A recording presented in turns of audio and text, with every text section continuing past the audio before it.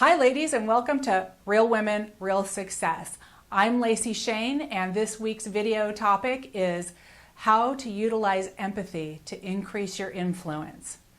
And to understand the power of empathy, it doesn't take us that long when we refer to our own personal experience to understand how powerful empathy can be. So stop just for a moment and think about with me your personal relationships that are most cherished, the ones that you look forward to, the people that you want to spend time with. Whether it's your husband or a best friend or a family member, what do they all have in common? And I would bet you that the one thing they all have in common at some level is that they empathize with you. When you are with them, it's life-giving because they make you feel understood. They make you feel like you're not alone, like you're not crazy. They validate you. And that is not something to be ashamed of. It's a human need that every person on this earth has to belong, to be part of a community, and to be understood. So there is nothing wrong with that. And if we look at our personal relationships and the ones we value the most, our go-to relationships that are the people we enjoy being with, they have an impact on us because of their empathy for our situation. Think about our roles as women in the child rearing process. We have typically had that role, and in addition to teaching our kids and guiding our kids, we have a role to nurture them, and empathy is a huge part of that, where if something goes wrong during their day, or if they fall down, or if they have a struggle, that we're there as that ear and empathetic force that gives them the safe environment in which to grow and to learn and to make mistakes. It makes mom the go-to person for the kids if they ever need understanding or support. Sometimes you hear a woman who is in a relationship with a man say, he's always trying to fix my problems. I wish he would just listen to me. And what she's looking for is empathy. She's looking for him to validate her concerns, to make her feel not alone, and to give her some comfort that they are in this with her. We value empathy at such a great level in our personal relationships that if we can give that to others in a professional environment, we increase our influence exponentially. And we'll talk about why. But before we get into that, I want to just say the beauty of empathy in a work environment is that it is one of these innate female skills that I keep talking about. In Real Women, Real Success, in my inaugural video and many since, I've told you how passionate I am about the fact that I know that it's our skill sets and our abilities that are needed in workplace America today, that are needed in our organizations and in our governments and in our communities. And we have so many of those that are innate within us that, rightly used in a work environment, are really not only what these organizations need today, but they help elevate us as leaders through providing that lifeline skill set that's really so desperately missing in today's communities and businesses. It is totally within our ability to broadly implement empathy in all of our interactions. It's in our DNA as females, and it's a strength that we have innately within us. So before I get into talking more about empathy and how to correctly utilize it, I want to say that we always have to use our power for good.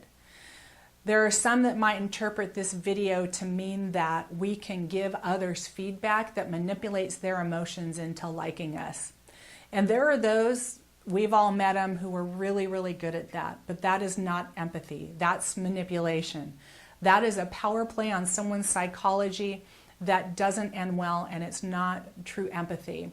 And this is probably a good point to say that sincerity is so important in delivering heartfelt empathy to a person that you're trying to build a relationship with.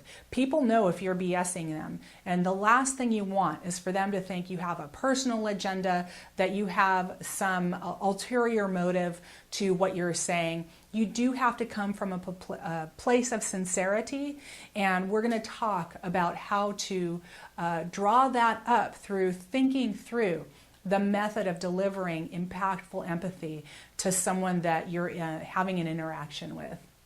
So believe it or not, Some of us have to prepare to be empathetic. I can tell you that earlier on in my career, I wouldn't say that empathy was something I employed a lot of the time. But as I matured in my profession, I learned how powerful it was, not only to build the support for my own success, but to support those that were worthy of supporting and to increase my influence as I went forward in my career. And it also made me happier, and I'll talk about that in a minute too. So preparing to empathize requires that we start every day a little bit differently. We tend to think of interactions as a sharing of ideas, a back and forth exchange, or a negotiation. And those kind of interactions are important in the workplace. I'm not taking those away. But when we're looking to empathize with people and utilize empathy to build relationships, to increase our influence, we have to start every day with not how am I going to interact with my ideas, but what am I going to give today? How am I going to give to others? And that's the spirit that true empathy emanates from. And it's joyous when you can give someone the pleasure of feeling good about themselves, or a little more confidence in their initiative, or some support that maybe they were looking for, or just to build a relationship that you didn't know had the potential to be there. Empathy is very, very powerful, and we want you to utilize that innate skill within yourself by starting each day with what can I give to others through empathy. So what are the steps to active empathizing? You know, when I thought about doing this video, I thought, well, I kind of do this all real naturally. It's just kind of one action, but you could kind of break it down. There are some steps to it that you can think through, so that if this isn't a skill set that you're used to activating within yourself, you have kind of some things to think through and to take home with you to start thinking about, how would I engage in this kind of an interaction? So the first step is just to create the opportunity to listen. You can't be empathetic if you aren't starting to get to know the person that you want to build a relationship with. And remember, you're gonna start with the people that you need to have on your side, those influencers that you want to have a good relationship with. And it could be an interaction in the hallway that's very brief, or it could be a full-on meeting and a discussion. Either way, you want to create that opportunity to listen. And what you're looking for is, what makes this person tick? What makes them angry? What makes them happy? What are their values? What have been their struggles? What have been their victories? What are their goals? Just get to know what makes them tick, and see if either in one conversation or many conversations over time, some of those key points start to rise to the top as significant about this person. And that's the second step, is to really see what rises to the top and acknowledge, making mental note of those things that are really the hallmark of this person. They're really defining this person in terms of who they are, the direction they're going, and the impact they have on the environment that you're working in. When you're ready, and that may be in your first meeting, or maybe your first meeting is just listening. It might be in your first interaction passing someone in the hall, or maybe not. But once you've decided how to listen for those things and ask follow-on questions and get to know that person, at some point you'll be ready and feel comfortable to respond with some comments. And this is a flow that's really one statement broken up into 3 different comments. You've created the opportunity to listen.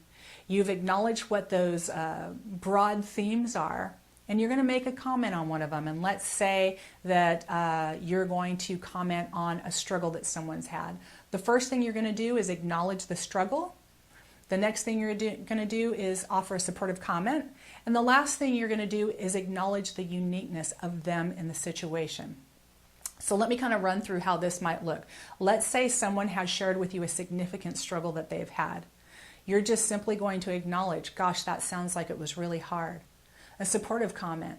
It must have taken quite a bit of strength to get through that. I can see that you really rallied all the resources you possibly had to get to a better end result. And then the uniqueness comment. You know, not many people would have gone to the lengths that you went to actually orchestrate that outcome. So even though it didn't end up exactly how you wanted, I can see how you really put your all into this. That's just an example.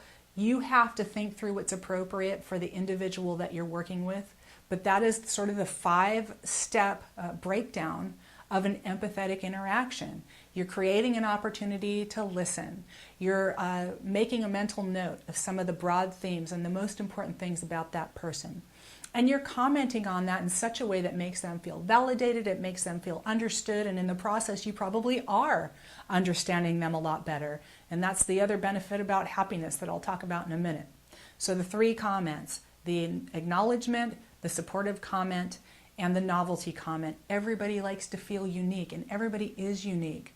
Take the time to figure out how is what this person is talking about, what happened to them, their struggle, their success, how is it unique to them, and take the time to comment on it. You know, empathy takes effort, and when you put effort into others, they're willing to put effort into you. So it's really, really important that you go through that process. And if you can't do it on the fly right away, think about your daily interactions and go home and think about it. How would I have acknowledged, supported, and provided a uniqueness comment to that person with the interaction that we had today? And practice in your mind. You'll get good at it. After a while, you'll understand how to give people that support. This is a good point in time to mention that empathy for abusers or dysfunction is never appropriate. We had a video a few weeks ago called Avoiding Dysfunction in the Workplace, and you have to guard your professional reputation. It's the most valuable thing you have professionally, and if you get in the mud with the pigs, you're going to get dirty too. You just can't go down the backbiting, the complaining, the talking behind someone else's back, the rallying support to the detriment of an organization. You just don't want to be part of that. If you feel like you need to offer a supportive comment, you can say something like, I'm sorry that this is happening to you, and refer them off, as we said in the other video of avoiding dysfunction, refer them off to the person that they have the issue with, or someone that can help them with their problem. Let them know that that is not you. The other scenario for the misuse of empathy is with abusers. Whether it's in the workplace or personal, whether it's verbal abuse, whether it's manipulative abuse, or actual physical abuse, empathy is never appropriate in those situations.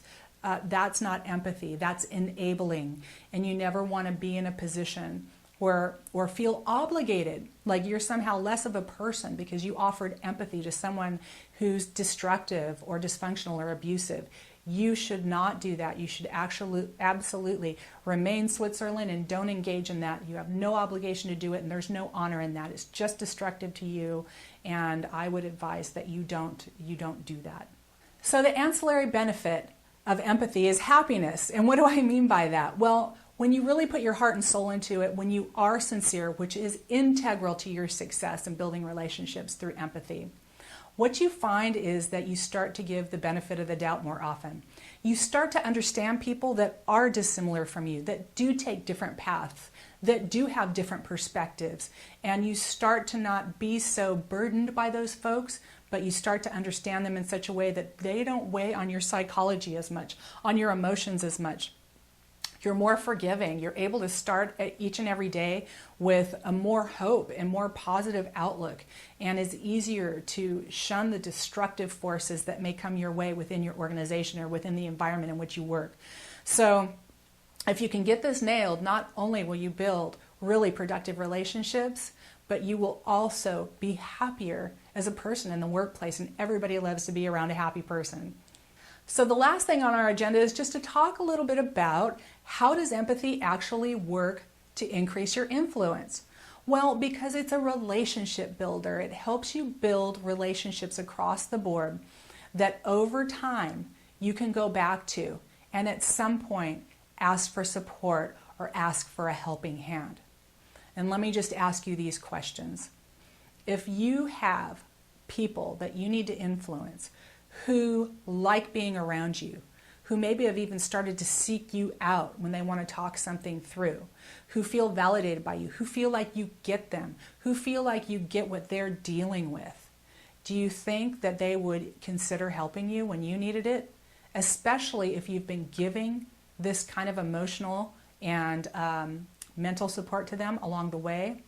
It makes it really easy for them to support you in most instances, or at least really easy for them to help you develop a roadmap to that success. And through this process of building over time these relationships through being an empathetic force in your work environment, you will also find those people that you do more naturally align with. And those are the people that you'll build those lifeline relationships with, that when the chips are down or something goes wrong, they will be the people who will help you to clean that up, and it becomes just a blip in your career instead of a massive explosion. Those are the kind of relationships that are so integral to anybody's success. Anybody, no matter how successful in their careers, who says they don't have that kind of relationships, that's just not true. You cannot do anything without support. And empathy is a mechanism for building relationships that not only offer your support, but bring support back to you. It's reciprocal. And because we're building a community of women supporting women, so much the better if those other people happen to be women. We love, love, love that. So let's recap. The empathy process, if we have to break it down, one interaction into many, it's 5 steps. You're going to look to create an opportunity to listen. You're going to make a mental note of pain points and victories and values and goals of the person that you're trying to get to know. Ask follow-on questions and really see what themes rise to the top, either in one conversation or over time. And when you're ready to express your empathy for that person, there's 3 components to a statement or comment you're going to make to them that involve acknowledging them, offering a supportive comment, and offering a novelty comment. And that looks something like, gosh, I can see when you did this, you really had a lot of struggles, but you were able to create something so much more meaningful than what the company had before. And I'm so impressed by the steps you took. In fact, I'd like to learn those from you about how you plotted out your course in this, because it's so impressive. And I don't know that many people that would have gone to these links to make sure that their company succeeded in this way. That's just an example. We've already gone over both negative and positive scenarios where you could offer that kind of feedback and empathy and reciprocation to the person that you're talking to. So I hope that serves you well. I hope that makes sense. I want you to go out and use your God-given talent of empathy to increase your influence in the workplace, to try to start building a roadmap to where you want to go and to achieve your goals, and to bring that humanity to the workplace that really is missing in today's organizations and in today's communities. So I hope this served you well. Please give this video a like down below. And if you haven't already subscribed to my YouTube channel, please do so. That will help me out a lot. We also have a Facebook page now called Real Women, Real Success. You can go there and check it out. I post affirmative comments and different kinds of scenarios that I experienced during the week, as well as some of the other followers. So check that out. And until next week, I hope you have a great week. Know I'm your biggest fan. I'm on your side, and I'll look forward to seeing you next time.